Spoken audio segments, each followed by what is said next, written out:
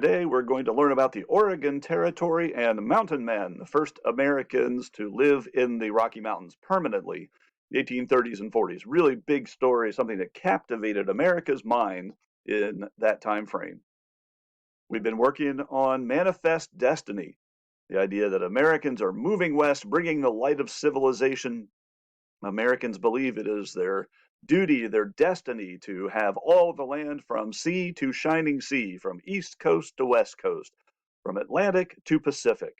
And so gaining the Oregon Territory is going to get us land the whole way to the Pacific. We've talked about already how America starts out as the original United States. After the Revolutionary War, our border goes the whole way up to the Mississippi River. We purchased Louisiana, $15 million from the French. Lewis and Clark explore it. More than doubles the size of the U.S. From that point, we start to think, wow, we want everything the whole way out here to the West Coast. We spent a little bit of time with acquiring little chunks of West Florida. Letters C and D were called West Florida in the 1800s. Letter E is East Florida, of course, where Mickey Mouse is. If you saw Steamboat Willie, hopefully you got the point that the Steamboat Willie cartoon on Ed Puzzle is really the beginning of the Disney Empire. That's the significance of Steamboat Willie. It's the first cartoon with Mickey Mouse, so he starts to become a national sensation himself in the 1930s. We spent some time with the Republic of Texas and the Alamo. We acquire a big chunk of land here that doesn't look like today's Texas, but it's the beginning of Texas becoming part of the United States. Today's story is about section letter G up here, the Oregon Territory, with today's modern state of Oregon and Washington and Idaho and little pieces of Montana. Lewis and Clark came through this way when they were exploring. They sailed down the Columbia River, which is the border between Washington and Oregon today. They wound up at the Pacific. And America knew we wanted that piece of land, but it's claimed by a lot of different countries. The British claim it, the Americans want it, the Russians say it's theirs, the French say it should be theirs, the Spanish say, well, we own all that. There's just a lot of confusion. Plus, the tribes who already live there don't understand why any European nation or even the United States would claim to own it. So we're working on the Oregon Territory today, which we are going to acquire in 1846 by making a treaty with Great Britain. So we'll tell that story very briefly before we move on to the more interesting part, which is the mountain men. 54, 40, or fight. Big phrase in American culture in the 1830s and 40s. We want that Oregon Territory. But in fact, we tell the British we want all of this purple land the whole way up to this line right here, the southern tip of what's now Alaska. Saying we want that land the whole way up to the 54th parallel 40 minutes of latitude. And if we can't have it, we're going to fight you. 54, 40, or fight. You're not sure what area I'm talking about? Well, there you go. You should be able to figure out what we're talking about right now. Well, the British don't want to give us all of that. The Americans, well, are we really going to fight over this? Are we really willing to fight the British over the Oregon Territory? And some Americans would say, yes, we definitely want to. Southerners, absolutely not. American Southerners say, we are not about to go to war with Great Britain over that chunk of land at the complete opposite diagonal end of the country. And are the British really willing to fight? No, not really. We've already beaten them in the American Revolution. We beat them in the War of 1812. Do they want a third butt whooping from the Americans? No, they don't. But there is this funny story about the Pig War. The Pig War in 1859 was almost a war between the Americans and the British over the Oregon Territory, where some American and British soldiers are stationed on an island off the coast of Oregon and Washington. There's really not a lot for them to do, and the two armies just kind of sit there and look at each other. They're not very well cared for by their own governments. They're kind of neglected in a lot of ways. But there was a herd of pigs on the island, and that herd of pigs would wander back and forth from the British side of the island to the American side. And when they're on the British side, the British were allowed to capture them and eat them. When they're on the American side, the Americans are allowed to do that. So the two sides kind of entertain themselves by trying to lure the pigs onto their side of the island. Well, at one point, there are some accusations that the pigs were on the British side of the island when an American shot and killed one of them. And that almost sparked a shooting war between the British and the Americans over pigs, what we sometimes call the Pig War of 1859. But we're really not interested in fighting. Well, we do eventually settle a treaty with the British over the Oregon Territory, and part of it becomes American, but not the whole way up to 5440. Maybe the more interesting story is, who are the mountain men of the mid 1800s? These would be the Americans who go out to live in the Oregon Territory. First Americans to go live there permanently. You're going to live in the Rocky Mountains out here. The Rocky Mountains, of course, is a difficult place to live. It's not easy. Why would you go live there? Well, to trap small animals to use for furs. Middle 1800s in the American East, and especially in Europe, fur coats and hats and gloves and things are very, very trendy.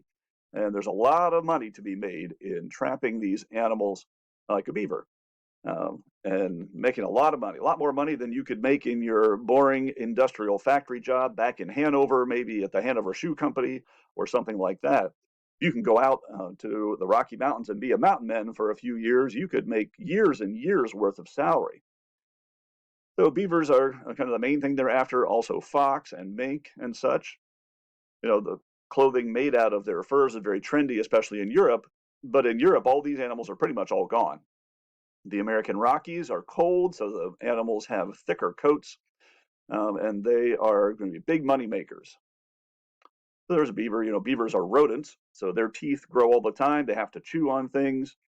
How do you catch them? Well, we've had this industrial revolution back in the East where now we can make traps in huge quantities.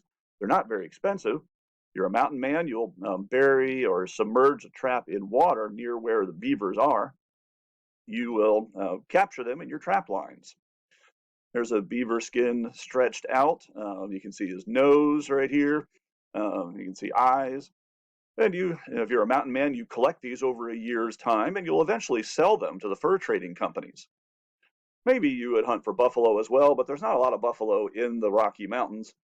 But mountain men often would wear clothing made from buffalo fur, this big, thick leather they'd make from them.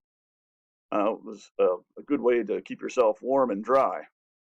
There's a picture of what a mountain man might have looked like. You see he's wearing some kind of an animal on his head, probably a buffalo robe or buffalo jacket.